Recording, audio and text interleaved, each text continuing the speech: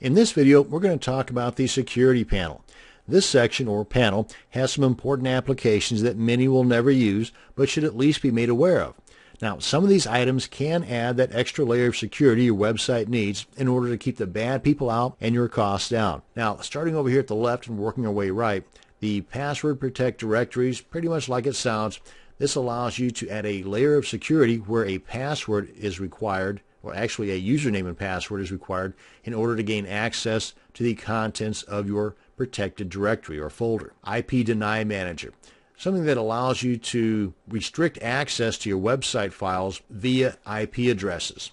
Now, this is something you want to be very careful with, because if you look at an IP address, not so much like a home address, but more like a zip code that contains a whole lot of home addresses, then that's a pretty clear idea, or should be a clear idea, as to what you're going to be restricting. So if you want to keep an individual from having access to your website, this is probably not the best way to go, because if you have their IP address, just remember that that IP address that is assigned to that one person is also assigned to many other people that reside in that particular area, or have their web hosting or email account assigned to that particular IP address. Besides that, they could always use some type of a proxy setup that can bypass that. So this is not a very effective way to restrict access to your website files, but it is there just in case. SSL TLS Manager. This application allows you to generate and manage SSL certificates, keys, and signing requests. All these are a part of making your website more secure. Now, these are not needed for everybody, but if you're going to be taking things like credit card information or personal details from customers, then you should have an SSL certificate assigned to your domain. And what this basically is like up here, that HTTPS, and you got this little padlock thingy over here.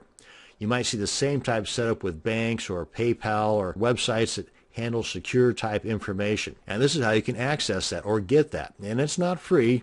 It's going to cost you. But what I would suggest is, let's go ahead and take a look here.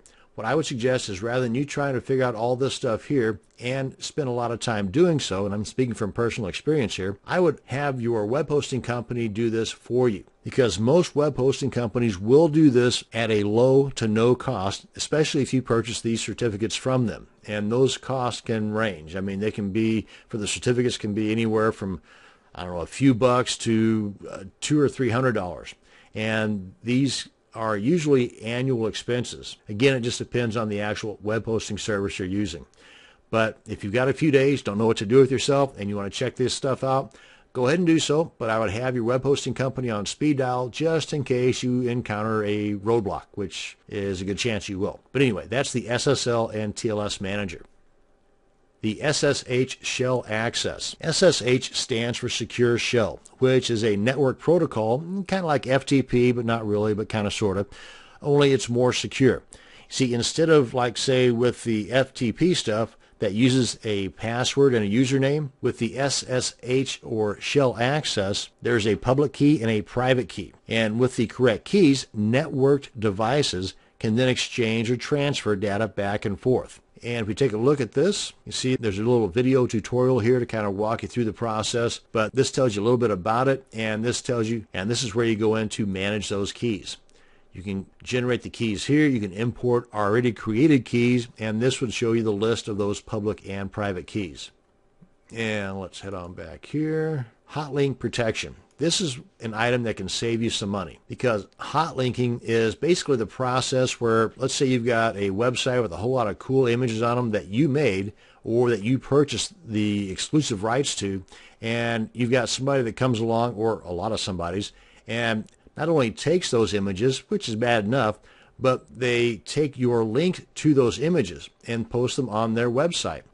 So not only are they taking your product or your particular creation, they're hot linking, meaning they're using your bandwidth to show those images on their website. So it's kind of a double slap in your face. There are ways in which you can prevent them from stealing those images in the first place, but that's the makings for a whole different video. What we're talking about here is to prevent them from stealing your bandwidth. In other words, if they're going to steal them, they're going to put them on their own server and use their own bandwidth. Otherwise, with something like this enabled, you can redirect those URLs that are assigned to those particular images that they're yanking off of your website to another page. And maybe on that page it says something like, maybe just post an image on this URL or domain saying that these images have been illegally acquired, or whatever the case. Or maybe you don't want to do anything at all and you don't mind people taking your images and your bandwidth, in which case don't worry about the hot linking protection at all.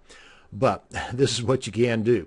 You can assign URLs that have access to that, or that will be bypassed once you enable the hot linking protection. So only these URLs will be allowed to use those images, and you can put those extensions in here. And then once you clicked all the buttons and added all the URLs you wanted to, click on submit and make sure enabled is checked, and you're good to go. Now, while this may not mean a lot of money in savings, every penny adds up, and over the course of a year, those pennies can add up a lot. So you definitely want to consider this if hot linking is a problem with your website. Let's come on back home. And leech protect. Basically, leech protection is where I would restrict the number of login attempts for a particular user that I've entrusted access to a particular directory. Maybe I've hired somebody, or I have a virtual employee that I've given access to my website files so that they can regularly post content to that website. And I've given them a username and a password to do so. Well, leech protection prevents them from giving that username and password out to all their friends or posting it on their Facebook page for all the world to see, because with leech protection, I can restrict the number of logins, and if that number of logins has been exceeded, then a number of things can happen. I can shut them out. I can automatically, here, let's go in here and I'll show you. I can automatically disable that particular username and account. Went into this particular directory here, and number of logins, they recommend 4, but let's say I put in 5 or 6. If more than that number has been attempted within a 2-hour period, then boom, things can happen. One of those things would be, I would get an email if I check this box and put in that email address here, that I wanted to be notified that, hey, there's been an issue with the leech protection, and a URL to redirect leech users to. Put that URL in here, so if, say, you've got the number 4 in here, and the 5th person that has tried to log in, they'll be redirected to this URL, which might be giving them some kind of a warning, or that there's an attempt to gain access to a protected directory and you don't have those permissions, or something to that effect. And you can also just check this box where those particular user rights are totally disabled. And then whatever you do here, click on enable, and once that's all done, if you want to later on disable it, then you just click on that and you're good to go. And here's where you can go in and manage those users. So that's your leech protection. Can come in handy if you have a lot of outsourcers working on your website. Now, these GNU-PG keys are used as a way to encrypt and decipher or decrypt messages through the use of public and private keys. Kind of like with the SSH shell access stuff, you know, those public and private keys that were used there. Well, with these guys here, it's kind of like everybody would have the public key in order to see the messages or emails, but could not read them or know what all the gibberish was without the decryption or the private key. So for all you wannabe super spies out there, that's the way you want to go when sending your emails to another spy. And that's going to bring us to the end of this security panel video. Thanks for watching, and you have a great day.